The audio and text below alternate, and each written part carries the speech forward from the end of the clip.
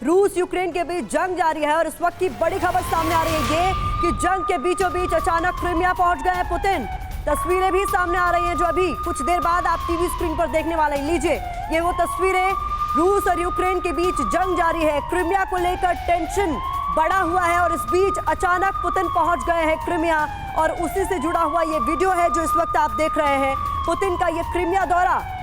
किस तरीके से अहम हो जाता है समझने की हम कोशिश करेंगे, लेकिन ये वीडियो आप देख रहे हैं कई सारे अधिकारियों के बीच पुतिन और ये क्रीमिया की तस्वीरें हैं।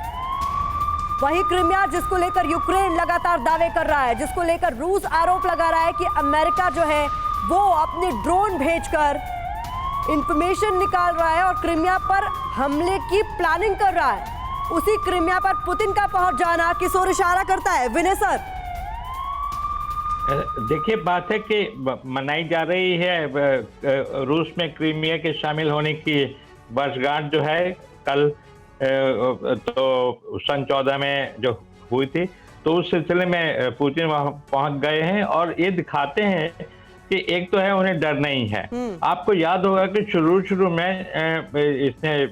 ब्रिटिश इंटेलिजेंस ने कहा था पुतिन बहुत बीमार हैं, कुछ महीने में खत्म हो जाएंगे, उनको कैंसर है, ये है, वो है एंड ऑल दैट। इधर यहाँ तक तो सर ये भी कहा गया था कि बॉडी डबल यूज करते हैं, इतने बीमार है कि बॉडी डबल यूज करते हैं। जी हाँ, तो एक तरह से कि और देखिए कि इस लड़ाई के चक्कर में जो है पुतिन की जो के विरोधी थे वो लोग भी एक जमाने, जैसे आपने याद दिलाया कि वो जो टीवी एंकर जिनको बहुत क्लोज टू पुतिन का कहा जा रहा है वो उनके विरोधी थे, पर आज जो हैं जो हैं उनके साथ ही उनके पक्ष में हो गए। तो रूस एक तरह से सिंबल हो गए रशियन रेजिस्टेंस के, एंग्लो सैक्सन वर्ल्ड के खिलाफ। तो ये जो है और जो वहां जाना उनका वहां पर है, ये तो एक मॉरल बूस्टर है एक तरह से। बिल्कुल, क्योंकि कल बिल्कुल परसों मिलने वाले हैं। आपको भी अगर आप देख पा रहे होंगे ये तस्वीरें बेहद अहम हो जाती है, जैसा कि विनय सर बोल रहे हैं कि ठीक है एक मौका भी था लेकिन एक मैसेज भी तो यहाँ से बहुत बड़ा दिया जा रहा है दुनिया भर को। देखिए, क्राइमिया जो है वो रशिया के लिए स्ट्रेटेजिकली बहुत इम्पोर्टेंट रीजन है और किसी भी हालत में रशिया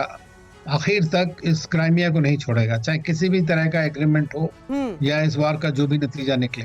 ये हम सब जानते हैं जी। और अब ये 9th एनिवर्सरी हो रही है जैसे बताया कि तो उसके जैसे मैंने पहले भी कहा, तो उसमें ये बनता है कि पुतिन ने जाकर के वहां पे दिखाया है कि ये पूरी तरह हमारे कंट्रोल में है और ये मैसेजिंग है दुनिया के लिए कि आप इसकी तरफ देखें भी नहीं, खास तौर से ज़ेलेंस्की। तो मेरा मानना ये है कि